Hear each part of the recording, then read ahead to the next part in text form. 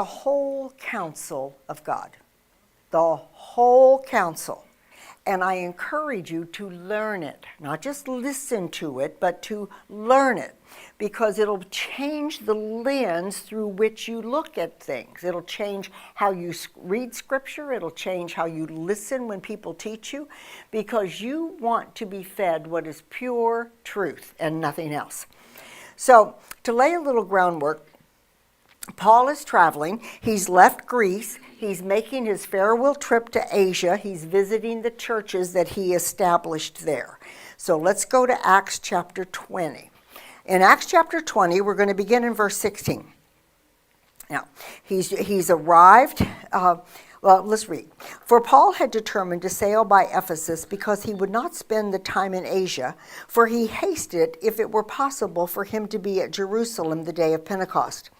And from Miletus he sent to Ephesus and called the elders of the church.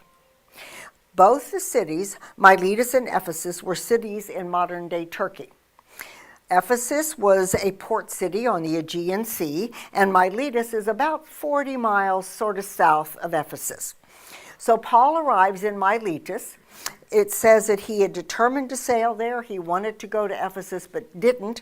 So he calls the church elders that are in Ephesus to come to him there. And this is a really somber time. It tells us in verse 25 of this passage that he tells these leaders when they get together, I'll never see you face to face again. This is his farewell. He is saying, beyond this time together, we will never have this moment. And so I want you to listen to what he says. This is really important. If you know, as a mentor of many, that this is the last time you're going to speak to them, are you going to make it full of fluff and sort of light? I don't think so. And he didn't either. This is the moment when Paul comes together to tell those that he's been mentoring exactly what he wants to leave with them as his legacy to them. Got it? You with me? So now let's continue down, and it says that Paul begins by exhorting these leaders that there's trouble coming. So let's start in verse 28. And how I kept back nothing that was profitable unto you, but have shewed you things, and taught you publicly from house to house.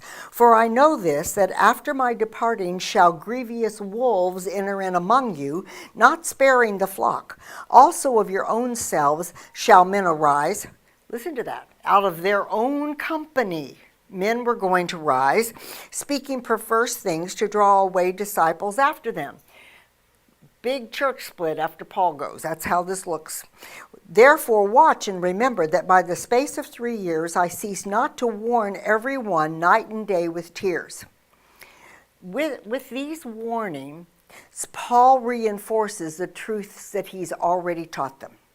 He's already given them everything he's got. He has given them every teaching, every leading of the Spirit, everything that he has already deposited into them. But he knows that when he is no longer there, when he's no longer overseeing the works that he has started, things are going to begin to fall apart.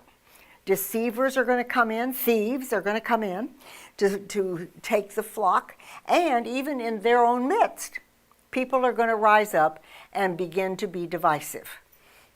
Common things that we see all the time.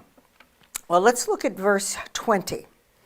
In verse 20 it says, and how I kept back nothing, I've kept back nothing that was profitable to you, but I have showed you and have taught you publicly and from house to house.